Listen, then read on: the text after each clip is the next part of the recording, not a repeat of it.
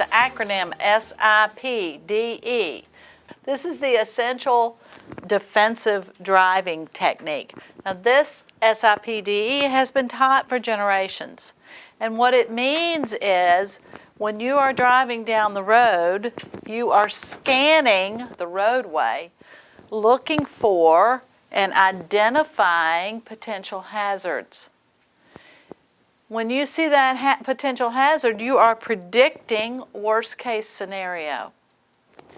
You decide what you're going to do and you execute that plan in time, okay? That's what SIPDE stands for. So as you're driving down the road, you should be scanning. Remember, I told you have to look out in order to stay in your lane anyway. You should be scanning the road 20 seconds in advance. That's a quarter mile. Now in Virginia, in the country, that's about as far as you can see with them before you get to a curve or a hill, right? You're scanning the road 20 seconds ahead. Then you're going to come back 12 to 18 seconds, 4 to 6 seconds.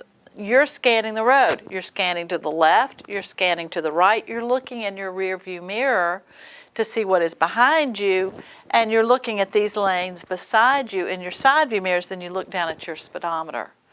Train yourself to have a pattern for scanning. Look far, look near, look left, look right, look in your rear view mirror, look in your side view mirror, look down at your speedometer. You should do that like 6 or 7 times in a block down here in a commercial area. You're scanning the road, okay? Now this technique has been around forever. If you were to take a CDL class, this is what they would teach you. I've had guys in my class that drove Humvees in Iraq. This is the way they teach you. This is the basic defensive driving technique. By doing that, you are watching all these zones around you. You're aware of who is around you. As you're scanning out here on a multi-lane road, and there's cars beside you, and suddenly somebody cuts you off, you know there's a guy beside you because you just scanned. Right? That's what you're doing. You're scanning. You're positioning yourself in a place where you're not going to be in danger. You've got a safety zone in front of you and a safety zone behind you of at least 2 seconds, right? And you're seeing what's going on in front of you so that you can decide. Remember I told you that when you need to brake, it's going to take you 3/4 of a second to perceive that you're going to have to brake. It's called perception time. In 3/4 of a second, at 20 miles an hour, you cover 20 feet, okay? It's going to take you that long. It takes you another 3/4 of a second to react, to begin to brake.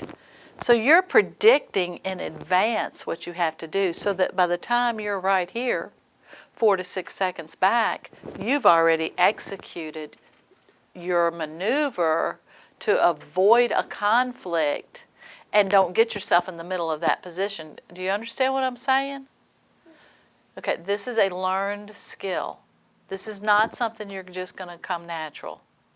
You know, I told you that new drivers don't scan the road. This is a learned skill. When you're driving and you're in an unusual situation, I still go through this in my mind sometimes. When I'm driving in heavy traffic and I come up on a construction area or a place that is a heavy intersection or an unfamiliar traffic patterns, I go through this in my mind. Scan the road, see what's going on, check out the traffic patterns. Know what lane you need to be in at that intersection way before you get there because you're scanning way ahead. Look around, look for people pulling out of neighborhoods, pulling out of shopping centers, pulling out of gas stations. Watch for that guy. See if he looks at you. You should be watching people when you're driving. You're interacting with these people. You need to be watching how they drive and what they are doing. For example, this happened to me. You're driving down a commercial area and you notice that there's somebody pulling out from a shopping center. They're talking on the phone and they never look to the left. Never. And you're watching them to see if they do. You realize, here you are, 12 seconds back, you realize they're going to pull out and they're never going to look. So you change lanes. That sure enough, they pull out. But you have completely avoided that conflict in advance. They don't even know you did it. That's defensive driving. That's protecting yourself on the road. That's the way you do it. You plan ahead and you react in time. This is a hard concept for young people to get, or new drivers to get, because what you tend to do is to rush into the situation, and then because you're young and reactions are fast, you're doing all these maneuvers to get out of it. It takes mental practice to realize you have to stay back. You have to stay back, you have to watch what's going on, and you've got to let the people in front of you make the mistakes they're going to make, because they're going to. Everybody's not going to do the predictable thing. You're watching. Can you do that if you're texting? Can you do that if you're messing with your radio? No, you really can't. That's why it's so important to keep your eyes on the road. In fact, it is a reckless driving ticket to take your eyes off the road if you're in a wreck. If you're in a wreck and the policeman comes up and says, "What happened?" "Well, I looked down." Reckless driving. You can't take your eyes off the road for this reason. That you're propelling yourself at 45 miles an hour in an ever-changing environment. You have to keep your eyes on the road, and you got to be scanning so you know what's going on. Never take your eyes off the road for more than 1 second and go through this. You especially want to scan at intersections. Intersections for you are your most dangerous environment that you're going to be in. If you are T-boned in an intersection, a T-bone accident very often results in severe injury or death. You get T-boned in an intersection, you get crushed between the car and your dashboard. You need to scan the intersections before you get out there. In fact, you need to create a buffer zone. Did we talk about a buffer zone? Okay, you need to create that buffer zone. When you create that buffer zone where you lift off the accelerator and cover the brake, don't brake the guy behind you. You confuse when you hit the brakes unnecessarily, because that's a communication thing to the guy behind you. But lift your foot off the accelerator, cover the brake. It will slow you down 1 mile or 2 an hour is all. Scan the intersection before you go through. People run red lights a lot. There's a lot of intersections because the traffic is growing. People are in a hurry. Some people, I've sat at an intersection before and seen people half a block back gun it to make it through the yellow light. Of course, they don't make it. If you're not over that white stop line, you're supposed to stop for a yellow light. But a lot of people do not. So you need to rescan those intersections. If you're the first person at the intersection, scan the intersection before you go out. If you're the guy right behind him, give it a scan. See if he makes it before you go out. I mean, think about what you're doing in intersections, because that is where most of the accidents occur when you're driving out here, particularly in urban traffic, but even in rural traffic, right? You come on those little rural areas and there's an intersection. That's where your accidents are most likely to occur.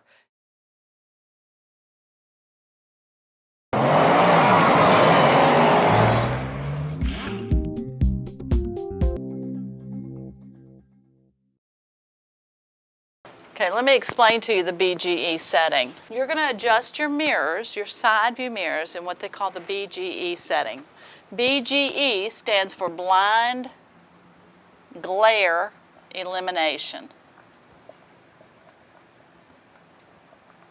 Now they call it glare elimination because if you're ever driving down the highway and you're like probably sitting in the passenger seat, but when you're sitting in the driver's seat, sometimes the car behind you, their lights will reflect from the side view mirror right into your eyes. That setting your mirrors 7 degrees out in the BGE setting will eliminate that also. But the other thing it does for you, it is eliminate your blind spot. When you're driving, you are looking, your field of vision is everything you see from peripheral to peripheral, okay? When you go to get your driver's test, they test your visual acuity. It has to be a 20/40, not 20/20. They're going to check that. There's a small 3% central vision or conic vision where you're focusing, right? That's your visual acuity. That's what they're checking. You're taking pictures. with your eyes, right?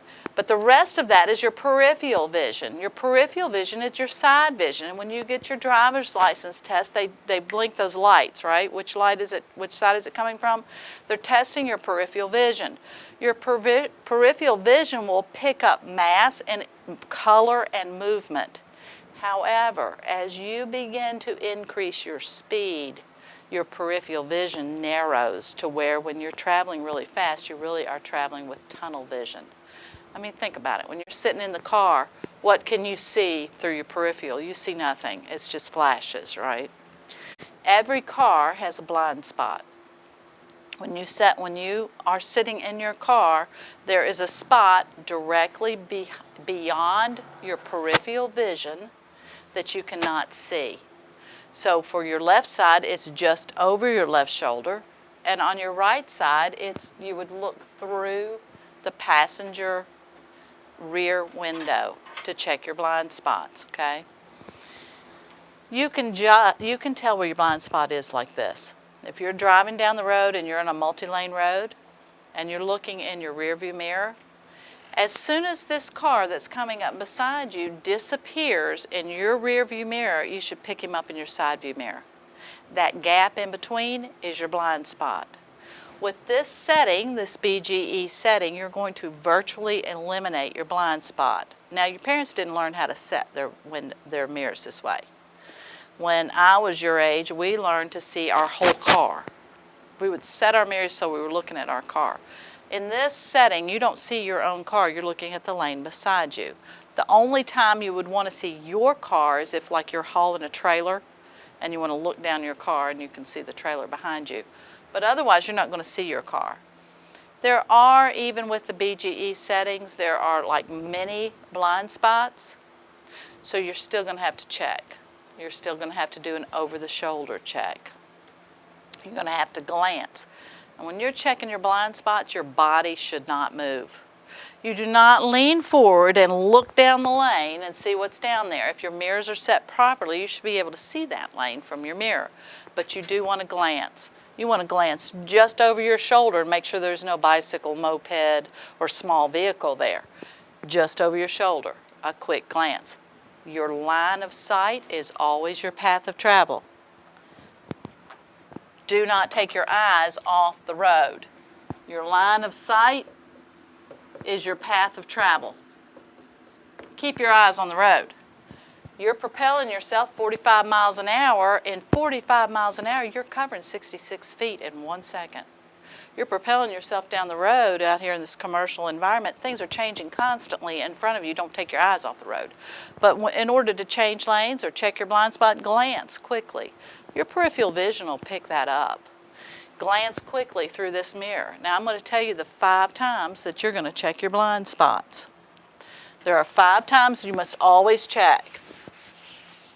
You're going to check your blind spot when you are changing lanes.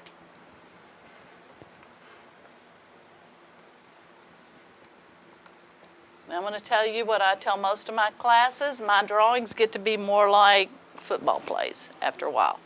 I do a lot of X's and O's and arrows. Just going to have to keep up. Because you're going to be changing lanes. This is the way that we're going to teach you to change lanes, and you will learn this when you do behind the wheel. This is a skill that you'll learn. We're going to teach you to change lanes by signaling. You signal. You check your mirrors. You glance over your shoulder. And then you go. Smog. Now, if you're not changing lanes this is the way you need to practice, okay? Here you are, you're going to change lanes. Signal. Yes. Sorry, should we be taking notes? No. You don't need to. I'm going to give you notes. You're going to signal, your mirrors, glance over your shoulder, and go. When you change lanes, maintain your speed or speed up. You do not hit the brakes and slow down to change lanes. You're in a flow of traffic, stay in the flow. Okay, I mean, unless somebody in that lane is going slower than you, obviously. But so you're going to signal, check your mirrors, glance over your shoulder, and go. You're going to signal, check your mirrors, glance over your shoulder, and go. It's a smooth rhythm. You're going to change lanes exactly the same way in all situations. You're going to change lanes out here on Broad Street. You're going to change lanes in an expressway environment, always the same way. Use that technique, SMOG, okay? Learn it, practice it. It's your basics, just like learning to hit the ball when you're playing baseball. Learn this basics.